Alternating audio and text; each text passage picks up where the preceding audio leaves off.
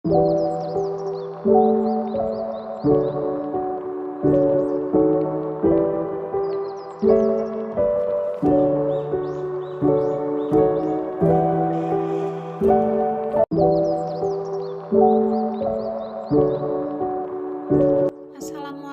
warahmatullahi wabarakatuh. Salam sejahtera bagi kita semua. Izinkan saya untuk memperkenalkan diri.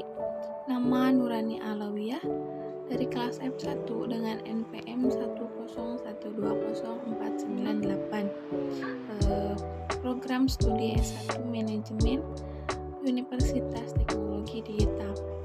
Video ini ditujukan untuk memenuhi tugas evaluasi tengah semester mata kuliah manajemen kinerja dengan materi yang akan saya bawakan yaitu konsep sistem manajemen kinerja. Dan selanjutnya akan kita bahas tentang konsep sistem manajemen kerja. Definisi dari manajemen kinerja adalah cara-cara melalui mana para manajer menjamin bahwa aktivitas-aktivitas dan hasil-hasil karyawan sesuai dengan tujuan organisasi. Sistem manajemen kinerja terdiri dari 3 bagian. Yang pertama ada pendefinisian kinerja, pengukuran kinerja, dan pemberian umpan balik informasi kinerja. Dan yang selanjutnya ada tujuan manajemen kinerja. Yang pertama tujuan strategik. Merupakan tujuan pertama di mana sistem manajemen kinerja harus menghubungkan aktivitas karyawan dengan tujuan-tujuan organisasi.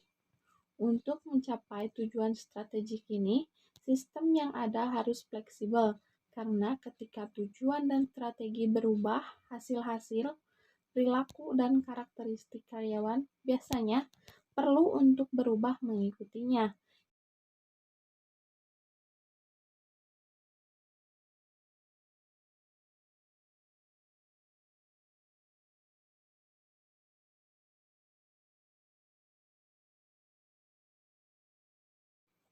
Yang selanjutnya, tujuan administratif.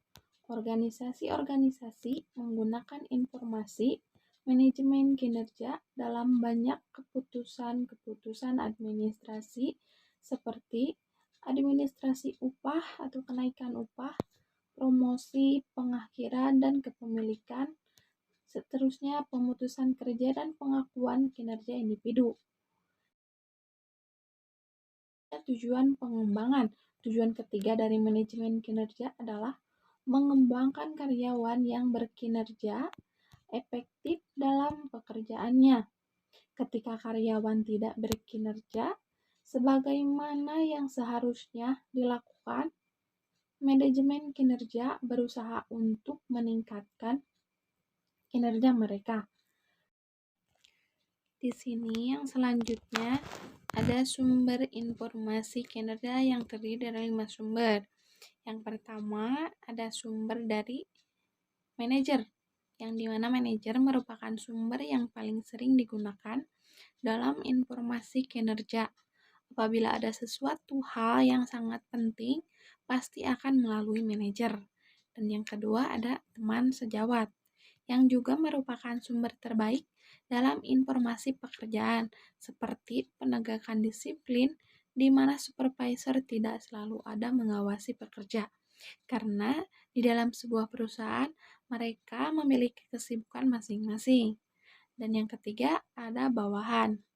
Biasanya merupakan sumber berharga dalam informasi kinerja. Ketika akan mengevaluasi seseorang, manajer akan melalui bawahan terdahulu. Yang keempat adalah diri sendiri, yang sangat jarang digunakan sebagai sumber informasi kinerja, meskipun tetap akan bermanfaat, karena melalui diri kita sendiri kita tahu apa yang harus kita lakukan, bukan? Yang kelima ada konsumen. Banyak perusahaan yang melibatkan konsumen dalam sistem informasi kinerja perusahaan tersebut. Jika tidak ada konsumen dalam sebuah perusahaan, akan jadi apa nantinya perusahaan tersebut, dan dalam hal apa mereka mendirikan sebuah perusahaan.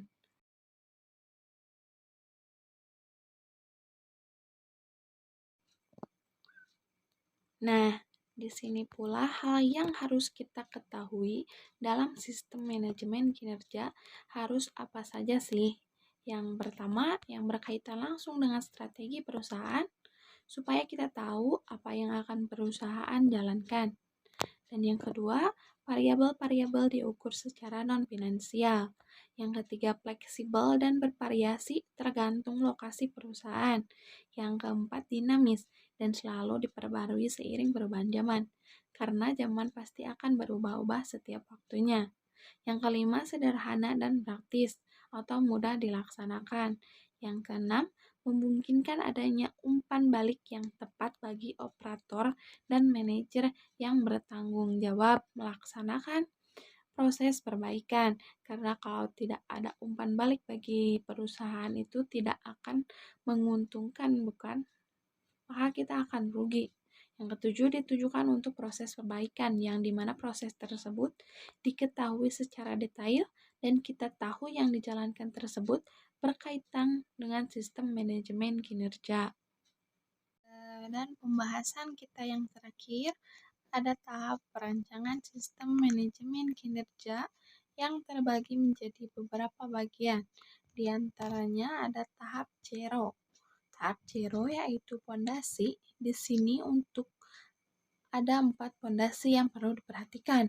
Yang pertama, kemitraan yang berfungsi untuk mengimplikasikan pentingnya budaya perusahaan secara menyeluruh. Prinsip ini perlu diterapkan agar masing-masing pihak dapat berperan. Yang kedua, pemberdayaan. Jadi seluruh karyawan mempunyai kesadaran memimpin pada level manajerial ke atas, misalnya produk chat, admin hemat kertas, dan pelayanan ramah. Yang ketiga, perbaikan kinerja yang terintegrasi yang dijalankan oleh seluruh karyawan. Yang keempat, tim yang mandiri, penerapan yang diberi kepercayaan otoritas variabel yang ditetapkan. Dan yang selanjutnya tahap pertama yaitu informasi dasar. Sebagai masukan dalam perancangan SMK mencakup informasi tentang industri, pemerintah, dan masyarakat, pasar dan pesaing serta produk dan jasa. Yang tahap kedua ada perancangan yang dimana tahap ini merupakan salah satu penentuan, yaitu ada visi, misi, strategi, dan kerangka kerja. Karena penentuan-penentuan tersebut penting bagi perusahaan. Yang ketiga ada tahap penerapan yang menerapkan rancangan yang mencakup display, laporan, sosialisasi, analisis manfaat atau biaya, modifikasi proses, pelatihan, sumber daya, dan kedudukan SMK saat ini terhadap SMK yang baru atau perusahaan yang baru. Yang tahap keempat ada penyegaran, yaitu merupakan langkah evaluasi terhadap sistem manajemen kerja yang akan dirancang.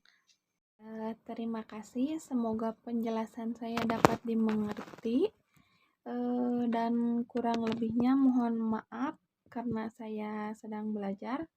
Dan juga terima kasih untuk Bapak dosen pengampu yaitu Bapak Pulung Puryana SEMSI yang telah membimbing saya dan memberikan saya tugas untuk memahami materi manajemen kinerja. Terima kasih. Wassalamualaikum warahmatullahi wabarakatuh.